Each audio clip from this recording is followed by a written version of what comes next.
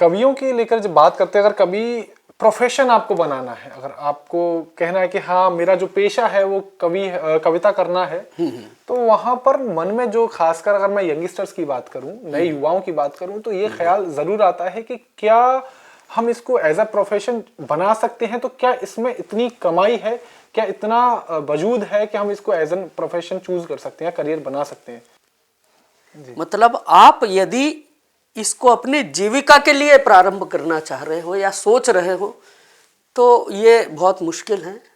आप इसमें बहुत लग्जरीज लाइफ जी सकते हैं, लेकिन उसके लिए आपको साथ में कुछ बैकअप चाहिए जी। आप सीधे सब कुछ छोड़ के इसमें आ जाना वो कोई बहुत ज्यादा समझदारी वाली बात है नहीं, क्योंकि हाँ एक प्लान भी आपके पास होना चाहिए हमेशा। जी जी।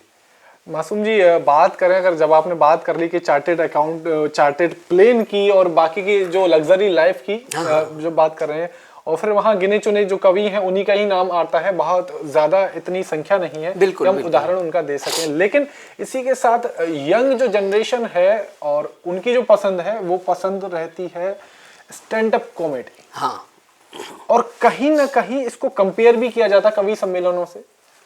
तो क्या दोनों में फर्क क्या है, और क्या जो स्टैंड अप कॉमेडी है वो हावी हो रही है कवि सम्मेलनों पर, या किस तरीके से आप दोनों को देखते हैं? नहीं देखिए, कवि सम्मेलन और स्टैंड अप कॉमेडी दोनों बिल्कुल विपरीत चीजें हैं। लोगों को बाहर से देखने में भले ही वो लगती हैं कि ये दोनों एक हैं, लेकिन दोनों में बहुत ज़मीन आसमान का अंतर है। आप ये समझ लीजिए कि बहुत सारे दूध को जमा कर मथने के बाद उसमें से जो नवनीत निकलता है, जो मक्खन निकलता है, वो कविता है, और जो मट्ठा बचता है वो स्टैंड अप कॉमेडी है।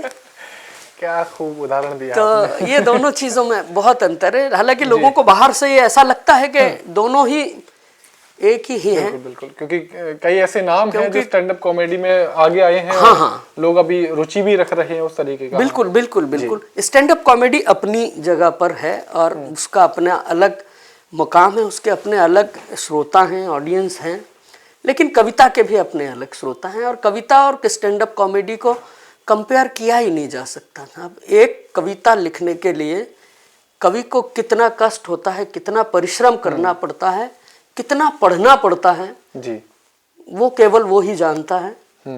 और उसके बाद भी महीनों तक कभी कभी एक एक लाइन नहीं बन पाती है जी। और वही स्टैंड अप कॉमेडी में आप कहीं भी किसी का भी कुछ भी उठा के और कहीं भी कर सकते हो, इसमें कोई वो नहीं है। जी मासूम जी, बात करें अगर जैसे एक कवि का जो परिश्रमिक कहा जाता है, या फिर कवियों की भाषा में मैं बात करूं तो लिफाफा बिल्कुल बड़ा चर्चित है। तो ये लिफाफा किस तरीके से मिलता है और कितना क्या रहता है इसका, कुछ कैसे आप पता कैसे करते हैं? क्योंकि लिफाफा खोले बिना मैं देखता हूं कि कभी जो है वो मंच पर पता कर लेते कि हाँ क्या पेमेंट है। नहीं, दरअसल ये सारी चीजें पहले तय हो जाती हैं जी। तो चूंकि कवि सम्मेलन में आपको आमंत्रित किया है, तो उससे पहले जब तारीख डिसाइड होती है, टीम डिसाइड होती है, उस समय एक बजट होता है, वो भी तय हो जाता है। और एक बार जब बात हो जाती है तो फिर उसके बाद बहुत कम ऐसा होता है कि आपसे जो कमिट किया है उससे ज़्यादा कम हो, तो इतना विश्वास होता है, इसलिए उसको बिना देखे रख लिया जाता है। तो आपका हाईएस्ट कितना रहा? क्या लिफाफा जो रहे या पेमेंट, या आप का ना करके मैं बात करूं अगर एक हाईएस्ट पेमेंट एक कवि का, देखिए हाईएस्ट पेमेंट में तो अभी सबसे ज्यादा डॉक्टर कुमार विश्वास ले रहे हैं, वो 20 से 25 लाख रुपए चार्ज करते हैं एक कार्यक्रम का अपने से। और नीचे में आप 2, 4, 5 हजार रुपए तक भी लोग अवेलेबल हैं। मतलब आप ये समझ सकते हैं कि 5,000 से लेके तो 25 लाख तक जी कवियों की एक रेंज है।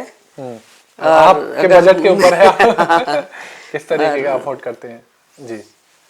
एक घटना मुझे याद आती है। मैं हाईएस्ट पेमेंट मुझे जो मिला वो मैंने मांगा ही नहीं था मेरे जीवन में। तो वो एक बड़ी रोचक घटना है जी। पिछले वर्ष की बात है। मुझे एक दिन कॉल आता है मुकेश मासूम जी बात कर रहे हैं? मैंने कहा बिल्कुल कर रहे हैं सर। सर हम एक कवि सम्मेलन करवाना चाहते हैं दिसंबर में। मैंने कहा बिल्कुल आ जाएंगे सर। और आपको आमंत्रित करना चाह रहे हैं? मैंने कहा बिल्कुल आ जाएंगे। सर आपका पारिश्रमिक क्या होता है? हमने कहा दूसरा सवाल यही होता है उसके बाद। हमने कहा कहाँ आना है? मैंने कहा उत्तर प्रदेश। सामान्यतः जो होता है मेरा, मैंने वो उन्हें बता दिया। मैंने कहा इतना लेता हूँ मैं, इतना लगेगा जी। उन्होंने कहा ये कम है यार। मैं एकदम कंफ्यूज हो गया। मतलब मेरे साथ क्या, मुझे लगता है कि किसी भी व्यक्ति के साथ इस तरह की घटना होना अपने आप में बहुत बड़ी बात है। जनरली होता यह है कि लोग कहते हैं कि ज्यादा है थोड़ा कम कर लो। जी। पहली बार किसी ने मुझे कहा कि यार ये कम है, तो मुझे डाउट हुआ। मुझे लगा हो सकता है कोई तंज कस रहा हो या कोई मजाक कर रहा हो, फिरकी ले रहा हो मेरी। सो मैंने भी उसी अंदाज में कह दिया। मैंने कहा फिर आप ही बता दीजिए आपको जो देना हो। बोला हम आपको 51,000 रुपये देंगे। जी। तो मैंने जो बताया उससे जस्ट डबल। फिर कंफर्म हो गया था कि ये तो खाली मजाक ही है, इसके अलावा कुछ हो ही नहीं सकता। जी। तो उन्होंने कहा आपकी तारीख खाली है? मैंने कहा हाँ खाली है। ठीक है हम बताते हैं आपको। मैंने कहा हो ठीक है। ऐसे आते हैं फोन, इतना कोई लोड लेना। और इस तरह की अगर बात करी तो मेरे तो जहन से बिल्कुल वो बात निकल ही गई जी। और भूल भी गया था मैं। लगभग 8 से 10 दिन के बाद मेरे अकाउंट में 11,000 रुपये क्रेडिट होते। मैंने अकाउंट देखा, मैंने कहा ये पेमेंट कहाँ से आया है? अननोन था, मुझे कुछ वो भी नहीं था, कोई खबर भी नहीं है। उनका पता नहीं, हो सकता है किसी का आ गया हो।